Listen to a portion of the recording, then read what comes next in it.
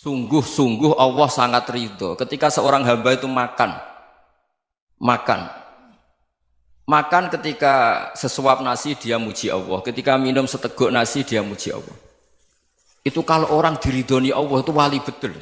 Itu untuk jadi wali itu gampang. Kamu makan ridho, kamu ninjak buminya Allah ridho seneng, kamu hidup keseharian aman seneng.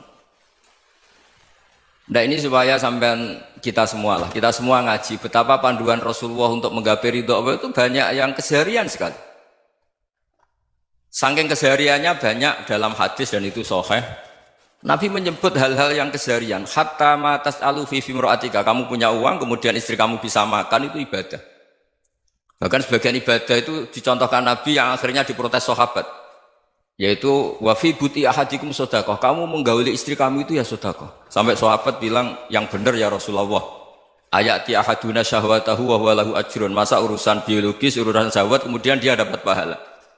Nabi menjawab, alai salawadu'aha fi haramin akana alaihi wisrun. Bagaimana kalau dia meletakkan ke yang tidak benar itu kan dosa.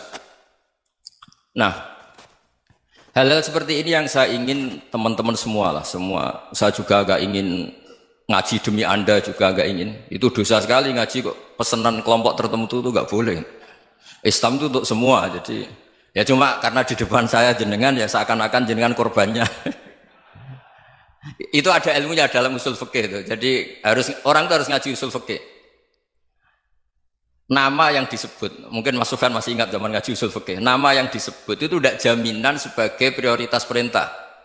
Jadi misalnya gini, kebetulan yang di depan Nabi itu Abu Dzar.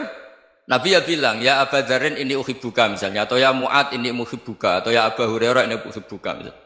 Banyaklah riwayat yang Nabi nyebut ya Abu Dzarin, ya Mu'ad, ya Abu Hurairah. Kemudian misalnya Nabi meneruskan khitab, ini uhibbuka, saya mencintai kamu, fakul dubur sholatin, atau sebagian riwayat disebut fala tada'anna dubura kulli sholatin, Allahumma inni ala dzikrika wa syukrika wa husni ibadatik. Saya mencintai kamu, siapa saja, Mu'ad bisa, Abu Dzar bisa siapa. Saya mencintai kamu, mohon kalau habis sholat kamu jangan lupa wiridan Allahumma inni ala dzikrika wa syukrika wa husni ibadatik. Ya Allah, tolong kami permudah supaya mudah ingat Engkau.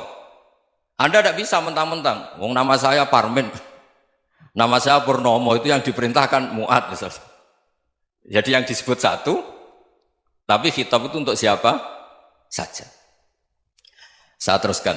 Jadi saya mohon semua kita melakukan kebaikan itu, kalau dalam kaidah fikih disebut al-yakin la yuzalu bisyak. Banyak kebaikan yang kebenarannya itu 100%. Tidak punya efek samping ke pihak lain, ke kelompok lain, ke komunitas lain. Itu tadi misalnya Anda makan, dan itu murah sekali, hanya butuh satu piring. Setiap punyaan kamu muji Allah, setiap minum kamu muji Allah. Itu redaksinya Rasulullah SAW disebut, Allah sangat ridho ketika seorang hamba makan, kemudian dia memuji Allah. Atau minum, kemudian dia muji Allah. Logikanya gampang, negara seperti ini yang kamu harapkan bentuknya kayak apa, mertua, ipar, komunitas, tetangga, itu nyata terjadi itu kan belum pasti. Sementara yang mesti terjadi adalah kamu butuh makan, kalau tidak mati. Butuh minum, kalau tidak mati. Butuh bumi yang nyaman ditempati, kalau tidak kita juga mati. Sebab itu Allah kalau menyebut nikmatnya itu hal-hal yang keseharian. Alladzi at'amahum min ju'. Allah itu siapa? Allah itu yang menciptakan kamu bisa makan. Tidak berlebihan, Allah itu yang menciptakan kondisi sosial itu ideal. Zaman Nabi itu ya ada orang munafik. Orang-orang pilihan Allah itu juga diuji orang sekelilingnya yang macam-macam. Semua diuji sesuai konteks zaman dan waktu. Nah, tapi ada ibadah-ibadah yang selalu disarankan Nabi. Sampai Nabi itu pernah ditanya, ayul islami khairun ya Rasulullah, Islam terbaik itu gimana? Jawaban Nabi itu unik. It'amut to'am, Islam terbaik itu ya makan-makan, jangan santai-santai. Ketika Allah menyebut beberapa kebaikan, falak tahamal aqobah, wa ma adrokan apa? Mal aqobah. Terusannya apa? Fakku rokobah. Terusannya apa? Au it'amun fi yaumin di masubah. Ya itu acara makan-makan itu juga Islam. Kenapa? Ya bayangkan kalau tidak ada makanan, kita mati kan? Kondisi sosial tidak ideal itu Anda masih gak apa-apa, tapi kalau Anda tidak makan, Anda tidak minum, Kamu punya istri cerewet masih bisa hidup, punya mertua cerewet masih bisa hidup. Tapi kalau tidak makan bisa mati. Berarti penting mana istri sama makan? Penting mana? Makan. Semoga istri Anda dengar, nanti kamu disuruh makan tapi pulang deh. Itu kalau dibahasakan makan masih memahami. Penting mana nasi satu piring dengan istri. Nggak ada nasi mati, nggak ada istri belum mati. Penting mana? Gak berani jawab kan? Nah, ternyata Anda ada garang kan di depan istri. Jadi saya mohonlah, mungkin Mas Sufyan Sauri tadi yang bisa bantulah. Teman-teman tuh ngaji yang keseharian saja. Karena kita nyari ridha Allah itu berdasar firman Allah. Dan firman Allah itu menyebut keseharian tuh riang, gampang. Itu tadi misalnya wa min ayatihi manamukum billaili wan nahar. Termasuk ayat-ayat Allah itu kamu tidur. Maka dulu itu ada guyonan, ada tokoh Mu'tazilah, kelompok dalam Islam yang berpikir manusia itu bisa menentukan ikhtiarnya sendiri. Karena saya bisa duduk, duduk, ingin berdiri, berdiri. Karena kelompok ini nggak terima kalau semua kehendak Allah, nanti bagaimana kalau semua kehendak Allah kok ada hisab ya, ada sanksi. Lucunya itu dia akhirnya ini cerita ya, mencintai seorang perempuan cantik sekali. Dan itu dia menjadi ahli sunnah itu oleh hal-hal yang sepele. Karena istrinya cantik, ya namanya suami istri itu hubungan intim. Terus ditanya, Mas masih ingin lagi? Masih. Silahkan diulang lagi. Wah ya tidak bisa. Katanya manusia bisa menentukan yang diinginkan. Itu tobat itu. Itu nggak bisa ditobatkan Mas Sufyan Ats-Tsauri. Orang cantik yang mudah nobatkan orang itu orang cantik. Segampang itu. Akhirnya kita tahu, makanya kalau dalam kitab Hikam itu disebut al-aqil mayyakul madza yaf'alu wa hubi wal ghafil mayyakul madza af'al. Orang yang punya akal karena sadar ini wilayah Allah, semua milik Tuhan. Itu dia tiap hari berpikir, besok Allah akan melakukan apa terhadap dunia ini. Kamu merencanakan suatu mau plesir, ternyata gempa. Mau wisata ke Rusia, ternyata perang. Kamu tidak pernah tahu apa yang akan terjadi besok. Wa ma tadri nafsum madza taksibu ghadan.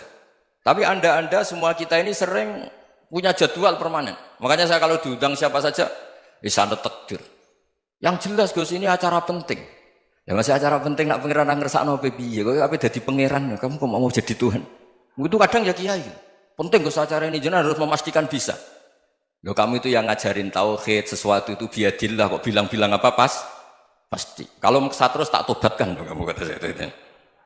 Ya kalau gitu Gus bilang insya Allah. Wah itu hati saya, fisik saya, roh saya sudah bilang insya Allah. Tidak usah kamu latih kata saya. Nah hal-hal tauhid keseharian itu gampang sebetulnya. Wal ghafil yaqulu madza af'al. Tapi orang yang lupa Allah dia setiap hari bilang besok apa? Kita bisa melakukan apa? Seakan-akan dia itu aktor, dia penting, dia subjek permanen, dia. Padahal kita ini hanya objek kehendak Allah Subhanahu wa taala. Karena kita yakin sesuatu yang terjadi di alam raya ini kita tidak bisa apa-apa. Makanya saya sering ngaji, sering bilang saya. Ketika Anda mensifati Allah, Dia yang menghidupkan. Sudah itu tanamkan sehingga ketika kita mati santai saja. Kenapa santai? Allah punya cara menghidupkan kita. Zaman kita hidup juga gak tahu caranya ngelola jantung, ngelola paru-paru. Kamu juga gak tahu ngelola oksigen yang tidak beracun, tidak ngandung polusi. Tahu-tahu hidup. Gak ingin tua ya tahu-tahu tua, gak ingin mati tahu-tahu mati. Selama ini kita hidup juga gak tahu apa-apa sebetulnya. Hanya gaya tok, punya jadwal, punya planning. Kalau kamu bisa menentukan pilihan Anda, pasti Anda istrinya cantik, 4 neriman semua, kona'ah semua. Nyatanya enggak kan? Ada 1 jelek, cerewet. Wah itu kan, nyatanya enggak bisa apa-apa Anda kan? Dan kamu bawa mati lagi. Itu kan, istri Anda juga gitu, punya keinginan, punya suami yang ganteng, yang jabat, yang neriman, yang enggak poligami. Ya enggak kesampaian juga. Kalau kita ngitung tingkat kegagalan kita itu gagal terus. Ya kan? Nah, terus ingat Allah. Madza yaf'alu wa hubi. Orang yang punya akal selalu berpikir Allah itu menghendaki apa terhadap saya. Lalu sama-sama orang ngelihat orang yang serius. Itu kata Anda itu pemikir berat, serius. Senang punya tokoh yang merengut karena kamu anggap serius. Tapi sebagian orang anggap orang yang serius itu wong merengut, wong masam, wong muka kok ditekuk. Jadi sama Itu hati ya muqallibal qulub tsabbit qalbi ala dini. Karena kita nggak tahu cara berpikir kita tentang orang lain, tentang sekeliling kita.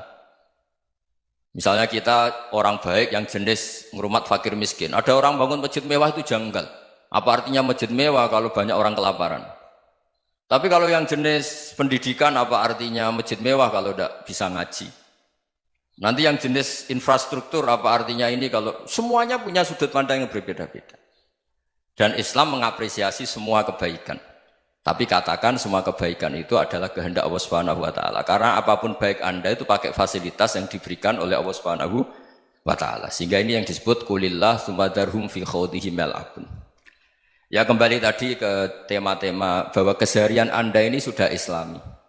Saat Anda tidak bisa melakukan apa saja. Saya sering ada jenazah, biasanya kalau tetangga meninggal saya sering disuruh ngelepas. Saya bilang orang ini baik karena sering ngelamun di rumah, sering nganggur di rumah. Ditanya sama anaknya, kenapa Gus nganggur baik? Ya kalau dia nganggur artinya juga agak berbuat sesuatu yang maksiat kan? Ya kan? Orang nganggur di rumahnya ya tidak bunuh orang, tidak maling, tidak korupsi, ya namanya nganggur di rumah. Lah cuma istri cara pandang nganggur gak menghasilkan uang gitu. Tapi juga gak menghasilkan kriminal kan?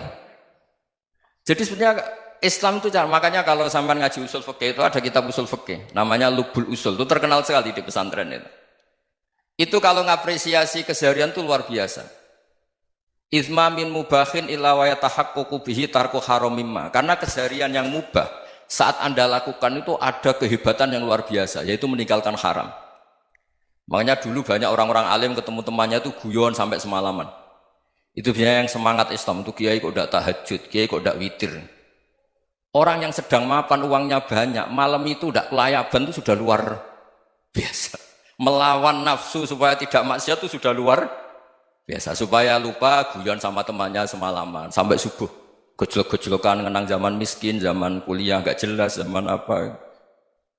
Melihatnya jangan takut tahajud. Seperti ini meninggalkan tahajud, tapi meninggalnya ini talqul muharramat. Jadi kayak apa hebatnya? Sehingga Imam Ghazali punya riwayat yang agak unik. Hatta takuna ibadatu akhiri hadil ummah iku an-naum. Sehingga suatu saat ibadah terbaik umat ini itu tidur. Itu kan riwayat kontroversi. Ketika Imam Ghazali ditanya, kenapa iya?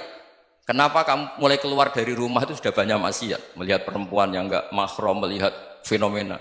Tapi kalau kamu tidur itu enggak melihat apa-apa. Tapi juga kamu jangan menganggap tidur itu ibadah betul. Saatnya melakukan fardu ain malah masih tidur. Tapi itu sudut pandang yang menjadikan kita Islam itu gampang. Jadi saat Anda tidak bisa aktivitas apa-apa, misalnya ada beberapa orang yang lumpuh. Lumpuh itu memang nggak bisa Jumatan, nggak bisa ibadah, tapi dia juga nggak bisa maksiat. Tidur itu memang Anda saat itu tidak bisa tahajud, tidak bisa witir, tapi saat itu ada zina, ada maling, tidak gosipkan orang, tidak bully orang, tidak menanamkan kebencian, tidak hasud. Sehingga tidur menurut Allah Ta'ala wa min ayatihi manamukum billaili apa? Wan-nahar. Karena di tidur itu selain ada unsur istirahat, jaga kestamina, juga ada unsur meninggalkan beberapa keburukan. Nah saya mohon ibadah yang keseharian ini kita jaga. Supaya kita semua baca ayat itu fasih. Fasih itu tertanam di hati. Allah itu siapa? Alladzi at'amahum min ju'i wa amanahum min khauf. Dan Allah kalau cerita di Quran itu anna sababnal ma'a sabba tsumma syaqqaqnal ardha wa syaqqa fa ambatna fiha habba wa inaba wa qadba wa zaituna wa nakhla wa hadaika hulba. Kamu tahu saya ini siapa kata Allah? Saya ini adalah Tuhan yang menurunkan air. Kemudian ada tanaman banyak. Habba wa inaba wa qadba, ada zaitun, ada tin, kalau orang Jawa mungkin ada tela, ada padi, ada mangga, ada pisang. Sudah. Wa inaba wa zaituna wa nakhla wa hadaika hulba. Ada perkebunan yang lebat. Tujuannya apa? Mata Allahkum, silahkan kamu pakai, kamu nikmati. Tapi karena kadang kita ini punya ide-ide besar. Tadi untuk syukur saja nunggu punya istri riman, rumah baik, tetangga baik, komunitas baik, semuanya baik baru syukur. Lama-lama nanti ada di surga, syukurnya nunggu surga paling kelas A. Itu sudah ada yang menghuni Rasulullah, kamu nggak boleh di situ. Masa untuk syukur saja? Repotnya Masya Allah. Jadi mohon Quran yang kalau Anda hafalkan juz sama itu kan ada ayat-ayat yang kayak tadi. Ya, fal yang dzuril insanu ila ta'ami. Coba lihat. Apa yang kamu makan ya? Dari mana? Dan untuk mempertahankan hidup kamu keseharian. Jadi jangan kira ibadah itu harus membentuk komunitas yang versi Anda. Ibadah itu harus yang hal yang mulu-mulu. Kesehariannya Anda alami. Loh ini saya tidak bikin-bikin. Saya ngaji bukan karena berdasar pesanan. Itu ayat yang saya baca kan betul ada ayatnya kan. Fal yang dzuril insanu ila tu'ami anna sobabnal ma'a sobba thumma syaqaqnal ardo syaqqa fa ambasna fiha habba wa inaba wa qadba wa zaituna wa nakhla wa hadaika ghulba. Terusannya apa? Mata'al lakum, silakan kamu nikmati. Mata itu silakan kamu nikmati. Ya kayak sampean dikasih hidangan ya makan. Ya sudah makan, habis makan ya minum, habis itu ngantuk ya tidur. Ya sudah normal-normal saja. Kayak apa indahnya Islam? Tapi Anda mencari Islam yang gimana lagi? Nah itu yang diajarkan guru-guru kita, diajarkan sanad kita sampai Wali Songo, sampai Rasulullah SAW. Bahwa pada akhirnya ada jihad, ada perang. Itu dulu memang perang, bukan membunuh, beda. Dulu kita dijajah Belanda ya perang, dan itu normal karena kita dijajah. Jadi ketika orang lain ingin baik sama kita, wa in ahadum minal musyrikin astajaroka ya fajirhu hatta yasma'a kalam Allah. Kalau mereka ingin baik ya kita baik. Makanya ada istilah mustakman, mu'ahad. Kalau mereka ingin damai, berdampingan dengan kemajmukan ya itu yang lebih baik. Karena memang Islam menghormati proses perdamaian. Wa in janahu lis-salmi ya fajnah lah. Kalau ingin damai ya kita harus damai.